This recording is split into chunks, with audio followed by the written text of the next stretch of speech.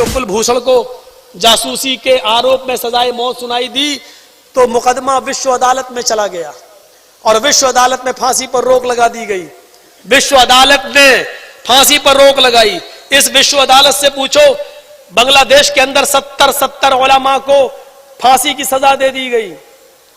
कहां थी ये विश्व अदालत? कहां थी? बहुत से बेकसूर सिर्फ इसलिए फांसी के तख्ते पर लटका दिए गए क्योंकि वो मुसलमान थे। उस वक्त ये आलमी अदालत कहां थी?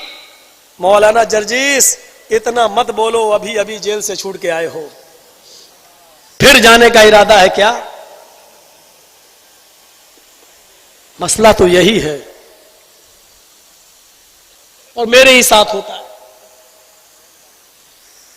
मेरे भाइयों, एक आदमी जासूसी के आरोप में, अब अल्लाह जाने झूठा है सच्चा है क्या है, लेकिन पूरी विश्व अदालत लग गई। 70 उलमा, 70 मौलवियों को फांसी की सजा।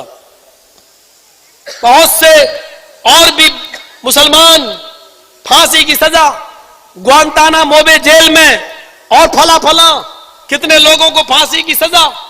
विश्व अदालत, आलमी अदालत खामोश। क्यों? क्योंकि उनके नाम के आगे मोहम्मद लगा है, अहमद लगा है, हुसैन लगा है, ये सब नाम लगे हुए हैं। इसलिए यहां पर हम खामोश रहेंगे, कुछ नहीं बोलेंगे। ये उन मुल्क का अंदरूनी मामला है और यहां अंदरूनी नहीं, आलमी मामला बना दिया गया है। मैं ये नहीं कह रहा हूं कि उसकी फांसी हो जानी चाहिए या नहीं होनी चाहिए। मेरे भाइयों, मैं विश्व अदालत के ऊपर एक नजर डाल रहा हूं। मैं ये कह रहा हूं कि अगर ये इंसाफ है तो सबके साथ क्यों नहीं है? उस मौके पर ये मुकदमे क्यों नहीं आते हैं?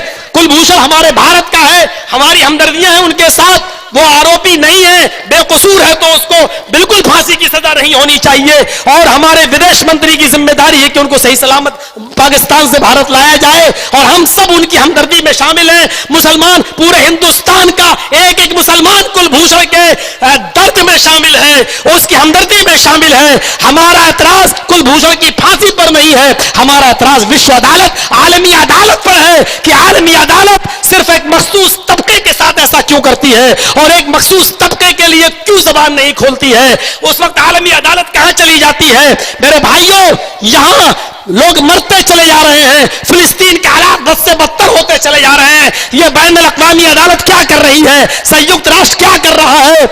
इस मौके पर वो अमेरिका को इसको क्यों नहीं केयरफुल करता है? वो इजराइल को क्यों नहीं केयरफुल करता है? वो क्यों नहीं वार्निंग देता है? उसके ऊपर क्यों नहीं पाबंदियां लगाई जाती हैं? क्यों ऐसे? क्यों क्यों क्यों? कितने मेरे भाइयों चीखते रहेंगे और चिल्लाते रहेंगे उलमा और मौलवी, लेकिन चीखने और चिल्लाने के अलावा कुछ नहीं। आप चीखते रहिए और चिल्लाते रहिए, रिजल्ट क्या? 0/0। इतना बड़ा जज, इतना बड़ा जज कभी जाती इंतकाम नहीं लिया। बताओ चचा, अभी वो मिसाल उठा लीजिए हिंदा वाली जो अभी मैंने दी। जाती इंतकाम लेना होता तो चचा के लाश के साथ बुरा सलूक करने की वजह से हिंदा को उसी वक्त सजा दे दी जाती, लेकिन नहीं, माफ कर दिया। अबू सुफियान को माफ कर दिया। हिबार इब्ने अस्वद, आपकी बेटी ज़ैनब पर हमला करने वाला, आपने माफ कर दिया। 10,000 साहबा का लश्कर जब घुसता है मक्के के अंदर साहबा और नबी अकरम के साथ, आपने सारे मक्का वालों को माफ कर दिया। जहां जाती मामला आया, माफ करते चले गए। जाती मामला आया, माफ करते चले गए। एक यहूदी आपके गले में गरीबान चादर डालता और मरोड़ता है और कहता मोहम्मद मेरा कर्ज दे। आपने कहा अभी नहीं है, 1 हफ्ते की मोहलत मांगी थी, 5 दिन हुए। कहा मुझे आज जरूरत है। आज तो नहीं, अभी 2 दिन बाकी है, कल तक की तो मोहलत दो। उसने कहा नहीं, मुझे आज ही चाहिए।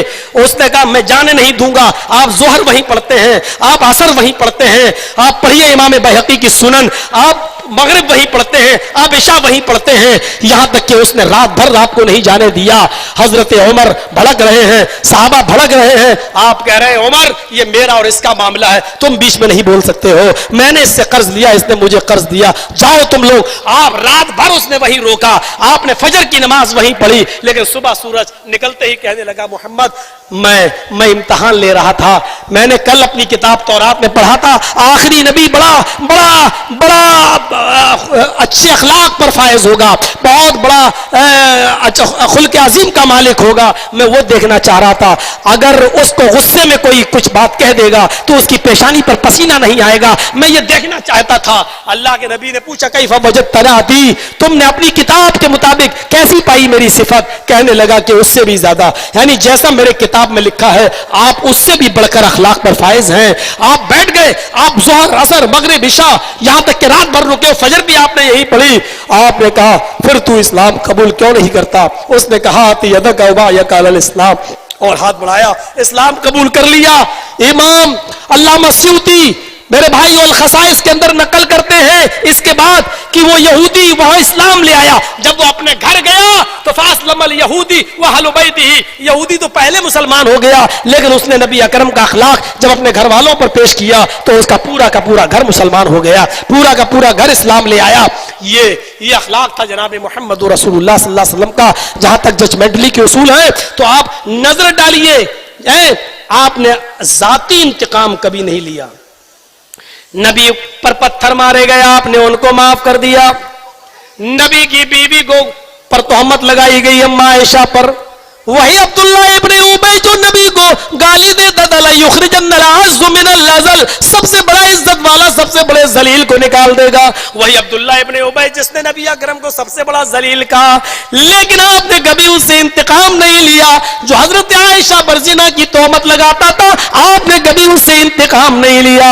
यहां तक कि वही रईसुल मुनाफिकीन जब मरता है, जब मरता अब्दुल्ला इब्ने उबई तो उसका बेटा रोते हुए आता है, कहता अल्लाह के नबी मेरा बाप मुनाफिक था, मर गया, चलिए मैं जानता हूं कि बुरा था लेकिन मेरा बाप था, आए अल्लाह के नबी मेरी एक गुजारिश है। आपने पूछा आए अब्दुल्ला इब्ने उबई के बेटे तुम्हारे बहुत से एहसानात है इस्लाम के ऊपर, मेरे ऊपर, बताओ तो सही क्या फरमाइश लेकर आए हो? मुझे दुख है तुम्हारे बाप का इंतकाल हो गया है। कहा अल्लाह के नबी मेरा बाप बड़ा गुनाहगार था, मुसलमानों की मां आयशा पर तोहमत लगाने वाला, आपको गाली देने वाला, मैं जानता हूं मेरा बाप बड़ा ही बदकमाश था। आए अल्लाह के नबी मेरे बाप की बख्शिश नहीं है मैं जानता हूं, लेकिन मैं इतनी सी गुजारिश कर रहा हूं कि मेरा बाप था वो, आप जो चादर पहने, जो चादर ओढ़े हुए, अगर ये चादर आप मुझे दे देंगे मैं ये चादर अपने बाप की कफन की जगह पर रख दूंगा, कफन के बजाय इस चादर में अपने बाप को लपेट दूंगा और उसी चादर में मैं दफन करना चाहता हूं। आपने पूछा आए अब्दुल्ला इब्ने उबई के बेटे इस चादर से क्या हो जाएगा? कहने लगा अब्दुल्ला इब्ने उबई का बेटा शायद आपकी चादर की वजह से जब मैं अपने बाप को कब्र में लिटाऊं और दफन करूं तो शायद इस चादर की वजह से मेरे बाप के अजाब में कमी आ जाए, अल्लाह मेरे बाप के अजाब में तखफीफ कर दे। अल्लाह के नबी उड़ते हैं और वो चादर उतार देते हैं और अब्दुल्ला इब्ने उबई को दे के बेटे को दे देते हैं। आए अब्दुल्ला इब्ने उबई के बेटे ले जा। एक साहबी ने वो चादर लपक ली। आए अल्लाह के नबी जो आपकी बीवी को गालियां देता हो, तोहमत लगाता हो, जिंदगी भर जिसने आपको जीने न दिया हो सही से, और आप अपनी चादर उसको दे रहे हैं, उसको कफन की जगह पर आपने फरमाया ये चादर इसको दे तो जो मैंने दी है। फिर आपने उस साहबी से कहा अगर मेरी चादर इसकी कफन की जगह पर पहन ली जाए और इसको इसी चादर में लपेट कर अगर कब्र में दफन कर दिया जाए तो आए मेरे दोस्त है मेरे साहबी, अगर मेरी चादर के ओढ़ने और पहनने से अल्लाह इसके बाप के अजाब में कुछ कमी कर दे तो मेरा क्या बिगड़ जाएगा? मेरी रहमत में कौन सी कमी आ जाएगी? मेरा नुकसान क्या है? अगर इसके बाप के अजाब में कमी हो जाए तो मेरा क्या बिगड़ जाएगा? आपने अपनी चादर उसको दे दी। جب چادر اس نے کفن کی جگہ پر پہنا دی تو عبداللہ ابن ابی کے بیٹے کا پھر خیال آیا کیوں نہ میں نبی اکرم سے جنازہ پڑھانے کے لیے کہہ دوں, اگر اللہ کے نبی دعائے مغفرت کر دے تو شاید میرے باپ کی بخشش ہی ہو جائے. وہ پھر آیا کہنے لگا اللہ کے نبی ایک اور گزارش ہے. آپ نے فرمایا بولو کیا بات ہے؟ کہا اللہ کے نبی اگر آپ میرے باپ کا جنازہ پڑھا دیں نماز جنازہ تو آپ کا کیا بگڑ جائے گا؟ آپ نے کہا کچھ نہیں, چلو پڑھا دیتا ہوں. آپ اٹھ گئے, جنازے کو پڑھانے کے لیے آگے بڑھے. آپ اس ڈیڈ باڈی کے پیچھے آ گئے. عبداللہ ابن ابی کے پیچھے حضرت عمر نے پیچھے سے کرتا پکڑا قمیص. اے اللہ کے نبی اس منافق کا جنازہ میں نہیں پڑھانے دوں گا جو زندگی بھر آپ کو گالی دیتا ہے, آپ کی بیوی اما عائشہ پر زنا کی تہمت لگاتا ہے. میں اس کا جنازہ تو مت پڑھائیے, ہم آپ کو ایسا نہیں کرنے دیں گے. اللہ کے نبی حضرت عمر کو سمجھاتے ہیں اے عمر اگر میری دعائیں مغفرت کر دینے سے, اللہم اغفر لحینا و میتنا و شاہدنا و غائبنا پڑھ دینے سے, اگر دعائیں مغفرت کر دینے سے اگر اللہ اس کو بخش دیتا ہے, اس کی مغفرت کر دیتا ہے تو میرا کیا بگڑ جائے گا؟ میری رحمت میں کون سی کمی آ جائے گی؟ چھوڑو چھوڑو کچھ بات نہیں, وہ گزر گیا. آپ آگے بڑھے لیکن تھوڑی دیر میں جبرائیل امین آ گئے, منع کر دیا 70 مرتبہ بھی دعائیں مغفرت کرو گے تو اللہ قبول نہیں کرے گا. آپ نے چہرہ گھما لیا, آپ نے فرمایا اے عبداللہ ابن ابی کے بیٹے میرا دل تو چاہتا تھا کہ میں پڑھاؤں لیکن عرش والے نے منع کر دیا. ابھی جبرائیل آئے اور فرمایا اے محمد 70 مرتبہ بھی اگر آپ اس کی جنازے کی نماز پڑھائیں, اس کے لیے دعائیں مغفرت کریں. آپ تو اپنے دشمن کو معاف کر سکتے ہیں لیکن اللہ اپنے نبی کے دشمن, اپنے محبوب کے دشمن کو معاف کرنے کے لیے تیار نہیں ہے. آپ 70 مرتبہ بھی جنازہ پڑھائیں گے تو قبول نہیں کروں گا میں آپ کی دعا. ہٹ جائیے اے عبداللہ ابن ابی کے بیٹے, اللہ نے مجھے منع کر دیا ورنہ میں ضرور پڑھاتا.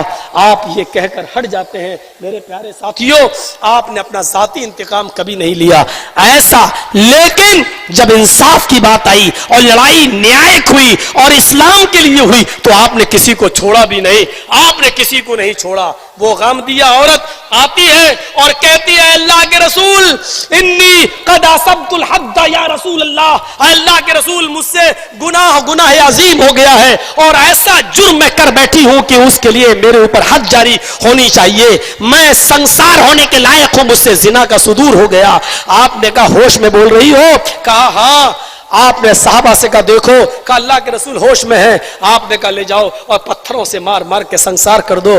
لیکن پتا چلا اس کے پیٹ میں بچہ ہے. آپ نے کہا نہیں ابھی تجھے قتل نہیں کیا جا سکتا, ابھی پتھروں سے نہیں مارا جا سکتا. میڈیا والوں غور کرو, اسلام میں زنا کی سزا پتھروں سے مار مار کے ختم کر دینا ہے, لیکن اس عورت کے بارے میں جب پتا چلتا ہے کہ اس کے پیٹ میں بچہ ہے تو اللہ کے رسول کہتے ہیں کہ ابھی اس عورت کو سزا نہیں دی جا سکتی ہے کیونکہ اس کے پیٹ میں بچہ ہے, جبکہ بچہ ناجائز ہے, زنا کی پیداوار ہے جس کو ہماری زبان میں حرامی اولاد, حرامی بچہ کہا جاتا ہے. لیکن اسلام کسی ناجائز بچے کو بھی گرانے کی اجازت نہیں دیتا ہے اور اس کو بھی مارنے کی اجازت نہیں دیتا ہے. جب ناجائز بچہ اور وہ بھی پیٹ میں پل رہا ہو, جس بچے کی عمر 1 ہفتہ 2 ہفتہ 10 ہفتہ اور 1 مہینے کی ہو, اس چھوٹے بچے کو بھی جب اسلام مارنے کی اور گرانے کی اجازت نہیں دیتا ہے تو بے قصور لوگوں کو مارنے کی اجازت کہاں سے دے گا؟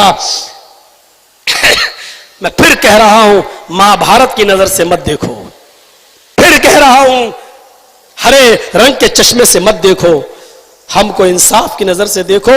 ہم وہیں کھڑے ہوں گے جہاں ویر عبد الحمید تھے, جہاں